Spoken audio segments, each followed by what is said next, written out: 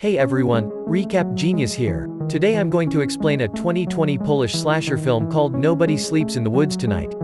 Spoilers ahead, watch out and take care.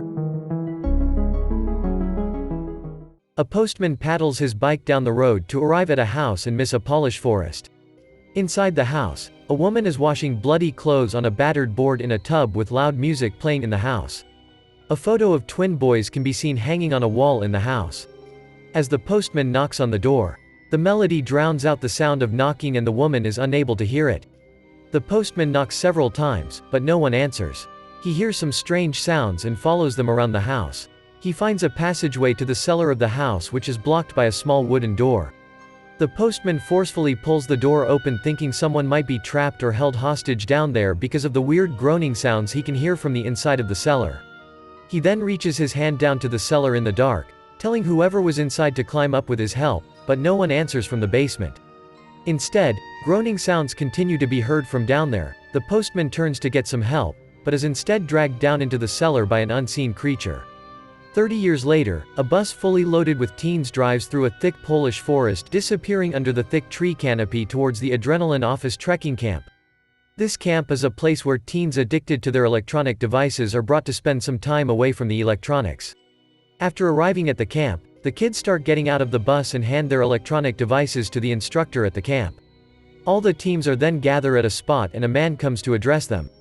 The man tells them that they are able to get out of the world of the internet for a few days and enjoy the beauty of nature and the companionship of other teams. He tells them not to treat their days at camp like a punishment but a holiday where they will have new adventures. The teams are placed into groups via a number system and counselors are then given responsibility for each group. The main protagonist Zoysa ends up in a group with the counselor Iza for a 3-day hike along with 3 other teams called Bartek, Julik, Anila and Daniel.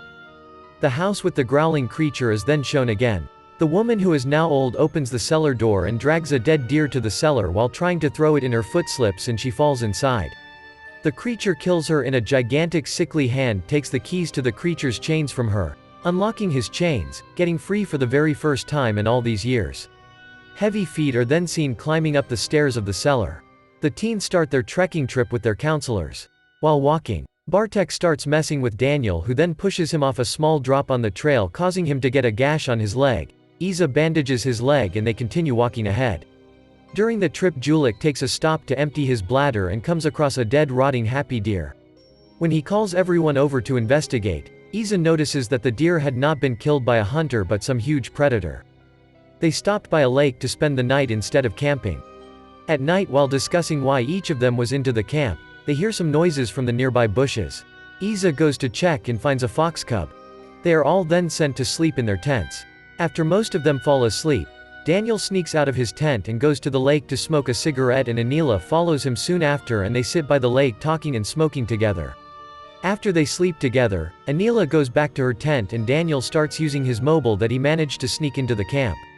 As Daniel is using his cell phone unaware of his surroundings, a gigantic man comes to him and starts dragging him away in his sleeping bag. When he struggles to get out, the giant smashes him against a tree repeatedly and kills him.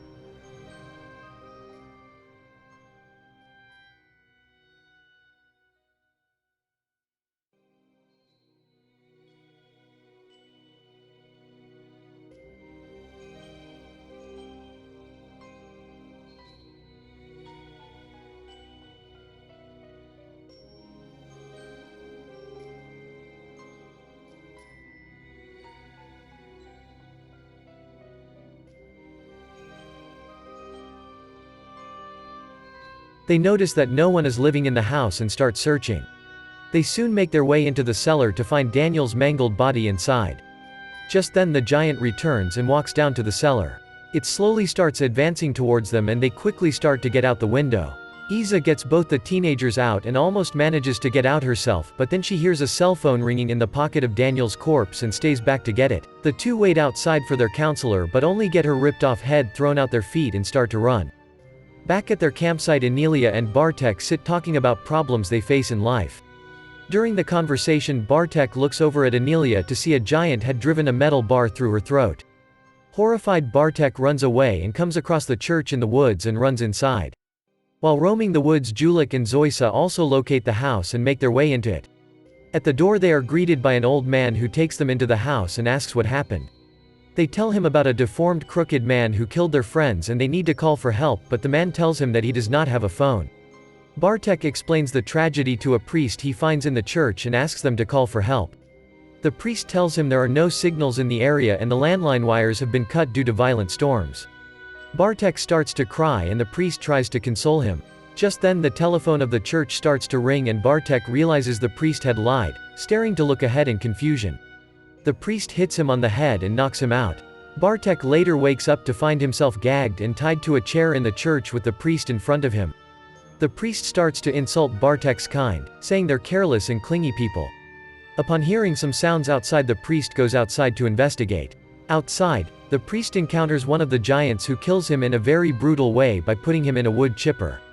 The giant then enters the church and looks around for Bartek, who has managed to untie himself and hide in the confession box. Back at the old man's house, the old man tells the team a story of giants.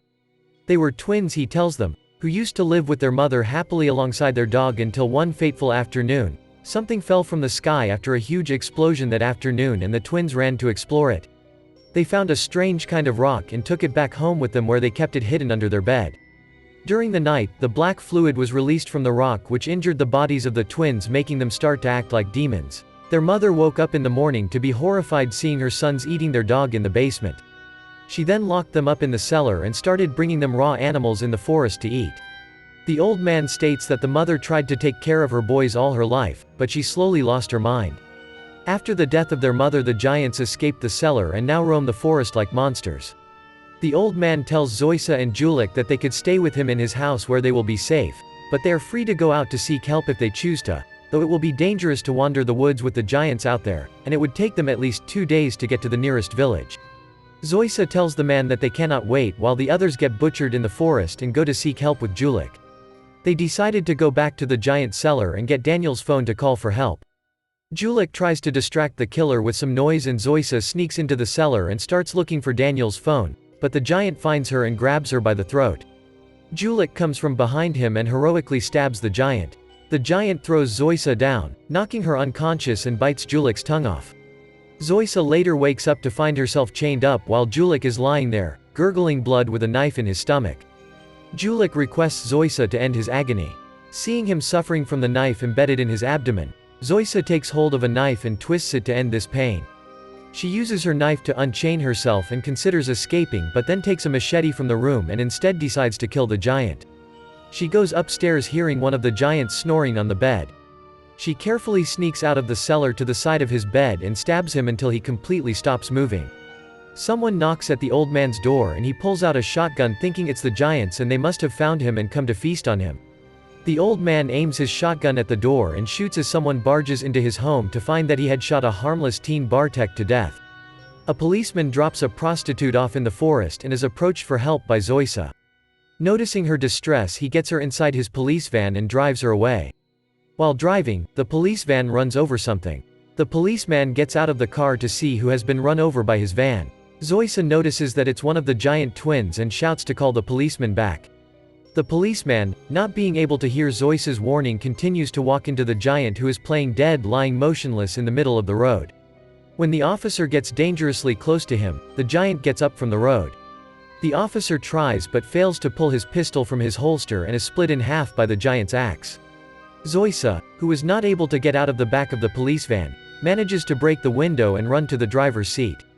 After a few unsuccessful attempts, she is able to drive away, throwing the giant off the van who had gotten on top of it to attack her. Crying, she runs over the giant numerous times and drives away once she is sure he has been killed. Later, 2 men are shown to be drunk and walking in the woods. They walk down the road to see a giant lying in the middle of it.